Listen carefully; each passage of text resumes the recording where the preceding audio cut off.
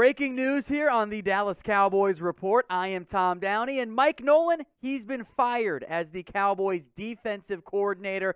The defensive side of the ball will undergo some significant changes this offseason for Dallas, and it begins with Nolan getting canned as the Cowboys defensive coordinator. This does not really come as a surprise, and I know many of you are rather excited about this move, and that makes a lot of sense. The defense, simply put, was bad this year. They did not get the job done. They were not good enough. Now, they played better late in the season, but Mike Nolan had to go as the defensive coordinator. The team and staff bit off more than they could chew with the lack of an offseason program and trying to install a very different scheme with COVID and everything going on, and it really did not work out, plus a lot of injuries, and they tried to make adjustments, but I think it was pretty clear this was just not going to work for the Cowboys on defense. So what is your one-word reaction to firing Mike Nolan? How about necessary? I think that's a good descriptor here, and maybe you can just go yay if you're just excited about it here. But they had to make a change. This team was not in a position, regardless of a nice end-of-season stretch, to go, yeah, you know what? We're fine. We can just run it back with Mike Nolan. Had they made the playoffs, I wonder if this move happens. But, of course, that's a hypothetical that doesn't really matter. So give me your one-word reaction to the Cowboys firing Mike Nolan. Again, the big-time news here, Nolan out. Again, the defense, it did play better. Late in the year, they got a whole bunch of turnovers against, the but the Giants and the Eagles and the Bengals and the 49ers. But those are bad offensive teams. So I'm glad the Cowboys took the holistic approach and said, across this season, and yeah, your defensive tackles were bad, and yeah, your linebackers didn't play great, and yeah, you had a young secondary that was also really banged up. At least they went, you know what? This is not just a player thing here. In the end, Mike Nolan simply had to go. And I'm very curious to see what else happens when it comes to this defensive coaching staff. But I'm not convinced this is the end of the changes coming for this Dallas Cowboys coaching staff. We'll see what happens there. If there are more changes, we'll let you guys know. And tomorrow, that's Saturday, we'll break down an updated list of the top potential targets for the Cowboys defensive coordinator position. So if you want to have that video on lockdown, you want to have all the coverage we got for you guys, all you have to do is subscribe. It's youtube.com/CowboysTV. Now, speaking of the whole defensive coordinator discussion, who do you guys want? Now, we've broken down some other options, both in season and an end of season one a couple weeks ago.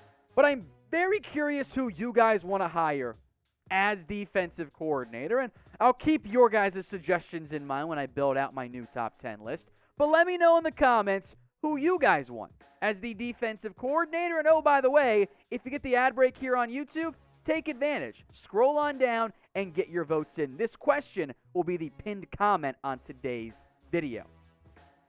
Now, the offseason, I do want to focus in here as it relates to Mike Nolan in terms of it was a major negative problem for this coaching staff. The offense was fine.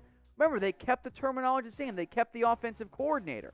I think in the end, this Cowboys coaching staff thought they could throw a lot more at the Cowboys players, and that was clearly not the end outcome.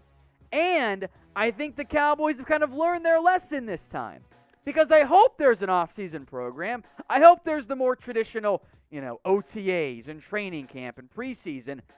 I don't know if that's a lock, though. I don't know where we're going to be at in a couple months. I hope that we're able to have some sense of normalcy here, but I think the Cowboys have to keep that in the back of their mind, like, okay, and Mike McCarthy made that pretty clear earlier today. They overestimated how much they could do, and they messed up in that area. Now, that's not the only reason why the Cowboys were bad on defense, but that was a reason. Mike Nolan was a reason as well. And even if you hire the greatest defensive coordinator in history, I want to emphasize this part too. The defensive work is not done.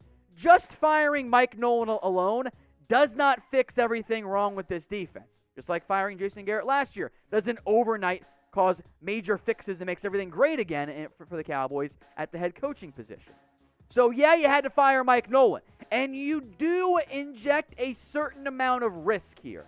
Namely, you might hire somebody worse. your defense might be worse next year. Now, I don't know how much worse you can get relative to the way you started this year, but that is a thing out there. That is in the range of outcomes. That is an outcome possibility. I think it's fairly low. I think the upside of having a better defensive coordinator made this an obvious decision, but I did want to at least make note of that.